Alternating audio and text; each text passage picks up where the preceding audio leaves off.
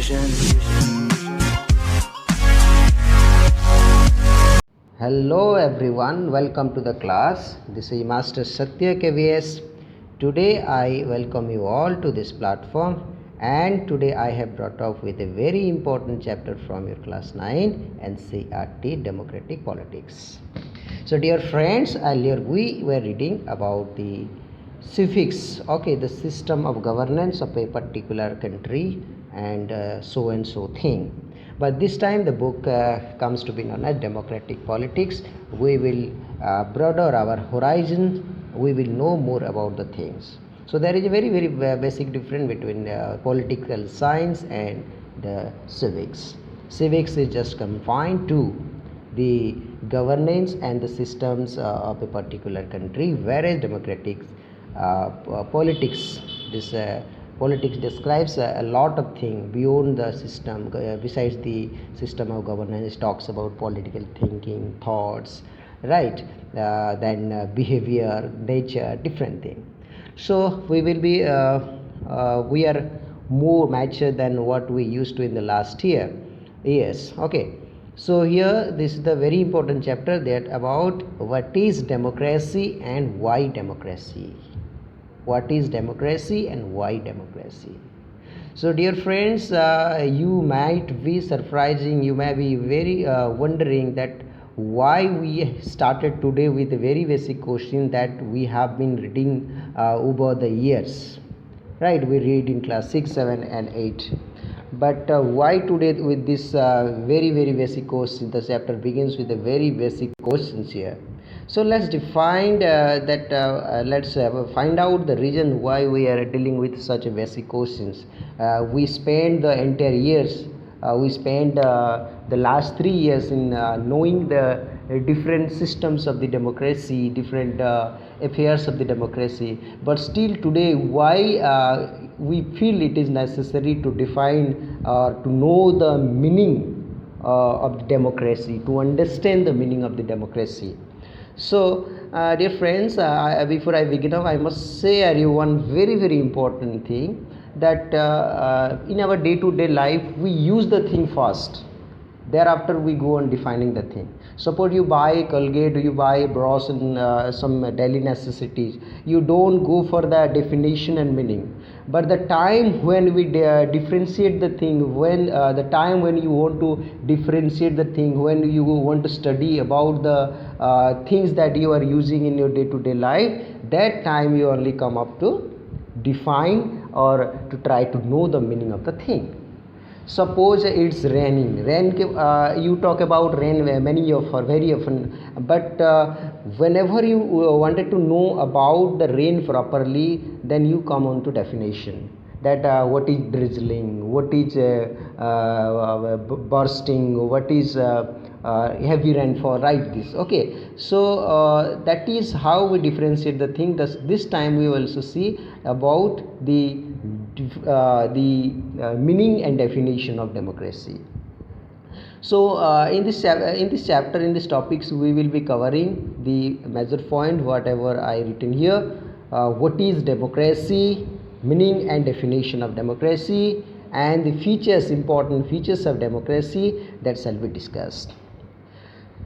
So what are the features here also? Major decisions by elected leaders, free and fair electoral system, one person, one vote and one value, rule of law and respect for rights.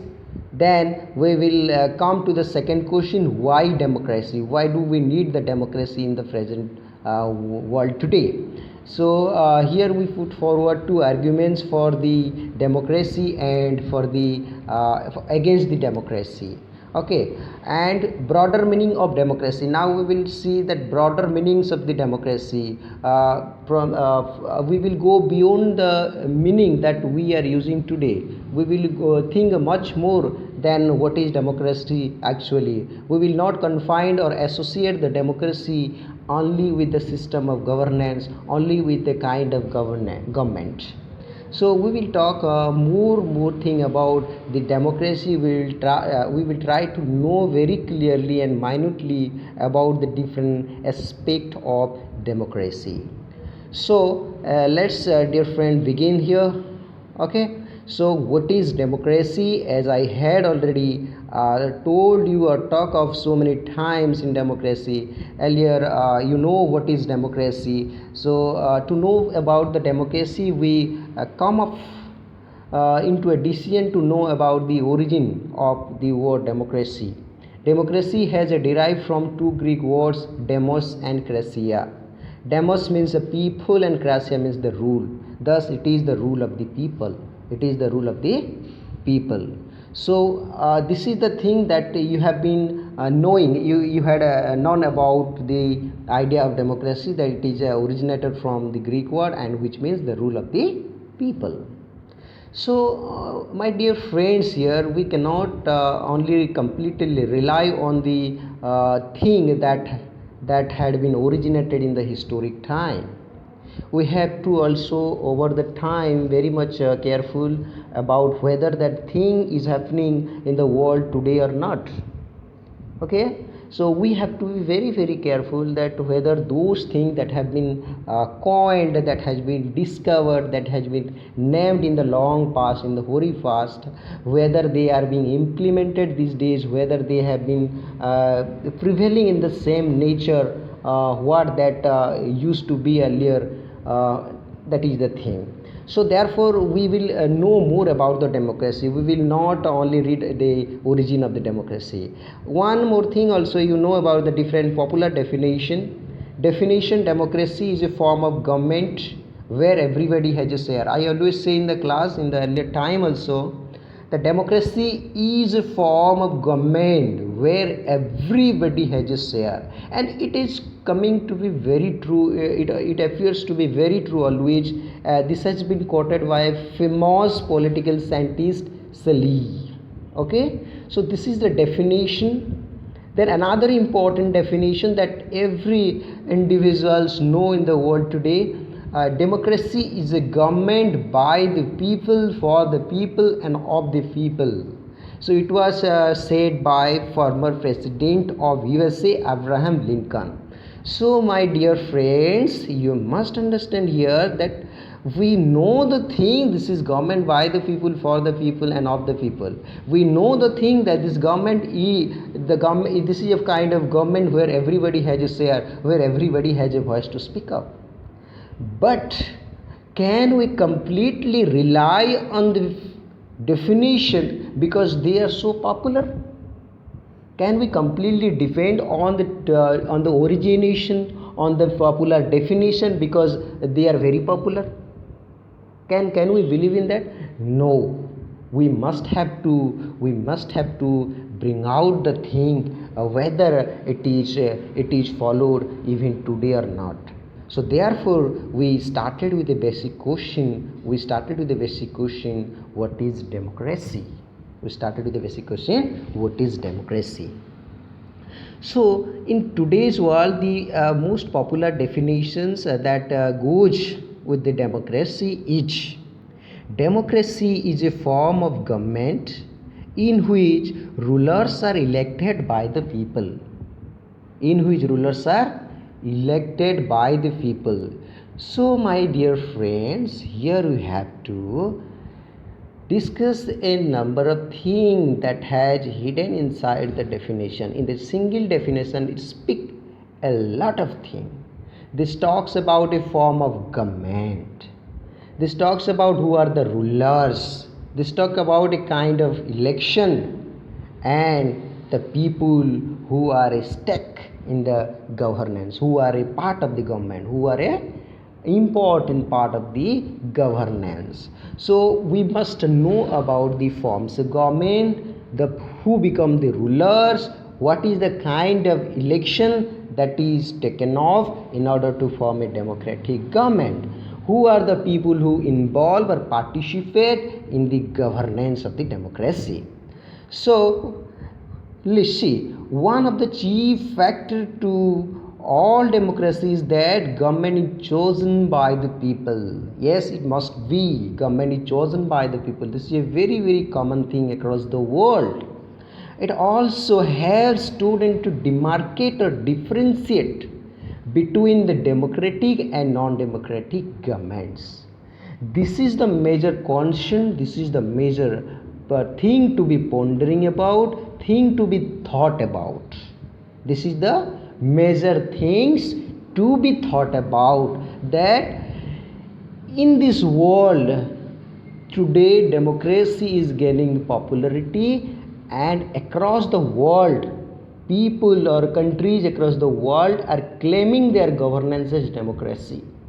Every country in the world are saying that they are holding a democratic government. Every country in the world, they are saying that they have a democratic government and that run on the wishes, on the will, on the desire of the people. But actually they are not doing. Therefore, we have raised a concern upon the definition and meaning of the democracy.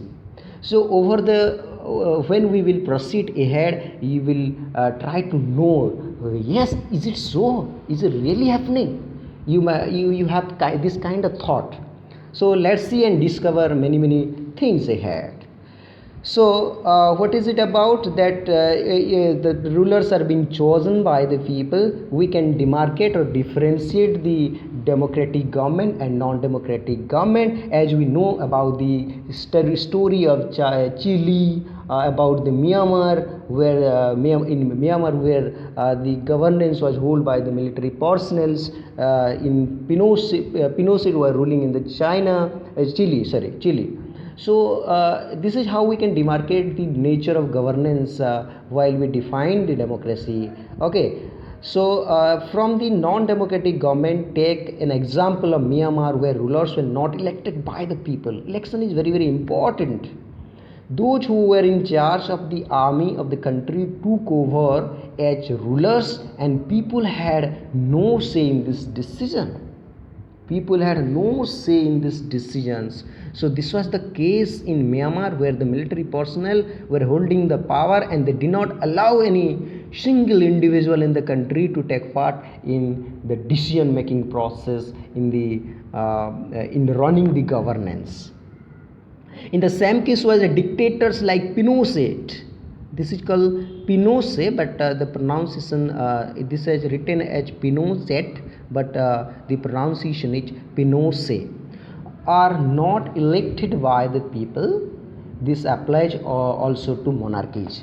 So there are a lot of kind of governance across the world. They are claiming themselves as democracy just because they are holding election, just because they are following very few features of the democracy, very less characteristics of democracy they are following, and they are saying that we are democratic nation. We are giving the prestige. We are giving giving prestige to the people. We are respecting the ideas of the people. We are respecting the public opinion, but actually not. So let's see what are the different features of democracy. Democracy has certain features, and that every democratic nation should have, every democratic nation should follow this. So what are the features of democracy? We will understand. What are the nature of democracy? What are the different important elements of democracy? We will find out here. So features of democracy. The simple definition of democracy gives rise to various questions which are given below. Who are the rulers in this definition? As I said, who are the rulers? The people should be these people should be elected by the people. The rulers should be elected by the people who will be the rulers. What kind of election constitutes a democratic election? The countries who are holding election simply cannot be called a democratic country.